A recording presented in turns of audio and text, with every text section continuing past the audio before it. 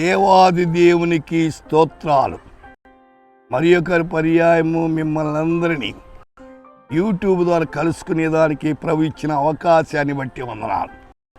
ఈ దినం 2వ దినవృత్తాంత గ్రంథం 25:9. దీనికంటే మరి అధికముగా యెహోవా నీకు ఇవ్వగలడు. The Lord is able to give thee much more than this. यहोवा तुझे इससे भी बहुत अधिक दे सकता है. ప్రియులారా, దేవుడు అనేక రీతులుగా మనకు ఆశీర్వదించేవాడు. అందుచేత 10వ అధ్యాయం సామెతల గ్రంథం 22వ వచనములో యెహోవా ఆశీర్వాదమును ఐశ్వర్యం ఇచ్చును.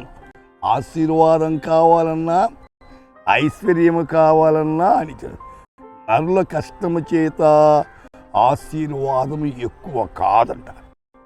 ఆదికాండము 24:30 యెహోవా నా యజమాని బహుగా ఆశీర్వదించెను గనుక అతడు గొప్ప. ఎవరు చెప్తున్నారు? ఇది ఎలియాజరు చెప్తున్నాడు. ఎవరి గురించి చెప్తున్నాడు? అబ్రహాముని గురించి చెప్తున్నాడు. కీర్తన గ్రంథం 37:22 యెహోవా ఆశీర్వాదము నొందినవాడు భూమిని స్వతంత్రించుకుంటాడు. అయితే కీర్తన 112:3 కలిమియు సంపద వాని ఇంట ఉండును, వారి నీతి నిత్యము నిలుచును. అవును, నీతిగా మనము జీవించి నిత్యము ఉండాలి. మత్తయి సువార్త 6వ అధ్యాయం 33 ఆయన రాజ్యమును నీతిని మొదట వెలుకుడే, అప్పుడు అవన్నీ మీకు అనుగ్రహం. ప్రియులారా, దేవుని మీద ఆనుకుని ఆయన మీద మనం ముందుకు సాగినట్టయితే ఆయన నీతిని న్యాయాన్ని మనం